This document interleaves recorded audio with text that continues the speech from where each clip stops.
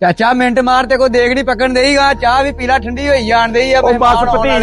ਪੀ ਲੈਂਦੇ ਚਾਹ ਵੀ ਪੀ ਲੈਂਦੇ ਯਾਰ ਥੋੜਾ ਕੰਮ ਰਹਿ ਗਿਆ ਵਾ ਇੱਕ ਤੇ ਕੋ ਪੱਕਦੀ ਨਹੀਂ ਤੂੰ ਦੋ ਰੱਖ ਲੀਆਂ ਮੈਂ ਤੇ ਤੇਤੋਂ ਪਰੇਸ਼ਾਨ ਆ ਓ ਲੱਦਿਆ ਬੰਦਿਆ ਹੁਣੇ ਪੱਕ ਜਾਣੀਆਂ ਮੈਂ ਪਕਾਉਣੀਆਂ ਤੂੰ ਪਕਾਉਣੀਆਂ ਉਹ ਦੇਖੀ ਕਿਤੇ ਲੂਣ ਮਿਰਚ ਨਾ ਤੇਜ਼ ਕਰ ਲਈ ਓਏ ਨਹੀਂ ਕਰਦਾ ਮਾੜਾ ਚੈੱਕ ਕਰਾ ਮੈਨੂੰ ਉਹ ਪੱਲੂਆਂ ਦੀ ਬਰਾਤ ਦੀ ਮੈਂ ਕੱਲੇ ਨੇ ਰੋਟੀ ਪਕਾਈ ਸੀਗੀ ਤੇ ਲੋਕੀ ਉਂਗਲਾਂ ਚੱਟਦੇ ਰਹਿ ਗਏ ਸੀ ਚੱਲ ਫਿਰ ਇੱਥੇ ਕੋਲੀ ਚ ਪਾ ਮੈਂ ਦੇਖਦਾ ਹੁਣ ਕਰਾਉਂਦਾ ਕੋਲੀ ਚ ਹੱਲੇ ਹੁਣੇ ਨਹੀਂ ਐਂਡ ਤੇ ਕਰਾਉਂਗਾ ਚੱਲ ਚਾਹ ਪੀਲਾ ਫਿਰ ਅੱਲਾ ਦੇ ਬੰਦਿਆ ਪੱਲੀ ਦੇਖ ਚੈੱਕ ਕਰਾ ਕੇ ਤੇ ਮੈਂ ਵਿਹਲੀ ਕਰ ਲਈ ਇਹਨੂੰ ਪੱਕ ਲੈਣ ਦੋ ਕਿਸੇ ਮਹਿਮਾਨ ਨੂੰ ਵੀ ਖਵਾਉਣੀ ਪੈਂਦੀ ਆ ਸਾਨੂੰ ਤਾਂ ਪਤਾ ਹੀ ਨਹੀਂ ਲੱਗਦਾ ਕਿ ਅਸੀਂ ਨਾਈ ਰੱਖਿਆ ਕਿ ਨਾਈ ਨੇ ਸਾਨੂੰ ਰੱਖਿਆ ਅੱਲਾ ਦੇ ਬੰਦਿਆ ਬੜਾ ਜ਼ਿੰਮੇਵਾਰੀ ਦਾ ਕੰਮ ਹੁੰਦਾ ਵਾ ਜੇ ਧਿਆਨ ਨਾਲ ਨਾ ਕਰੀਏ ਤੇ ਵਿੱਚ ਥੋੜਾ ਜਿਹਾ ਵੀ ਫਰਕ ਪੈ ਗਿਆ ਨਾ ਤੇ 100 ਲੋਕ ਗਾਲ ਕੱਢਦੇ ਆ ਪਾਗੀ ਦੇਖ ਉਹ ਬਾਹਰ ਭਤੀਜ ਥੋੜਾ ਜਿਹਾ ਰਹਿ ਗਿਆ ਵਾ ਮਿਰਚਾਂ ਮੈਂ ਕਿਹਾ ਪਾ ਲਵਾਂ ਚੈੱਕ ਕਰਾ ਮੈਨੂੰ ਮਾੜਾ ਜਿਹਾ ਉਹ ਚੈੱਕ ਵੀ ਤੈਨੂੰ ਕਰਾ ਦਿੰਨੇ ਆ ਅੱਲਾ ਦੇ ਬੰਦਿਆ ਫੜ ਕੋਲੀ ਫਾੜ ਉਰੇ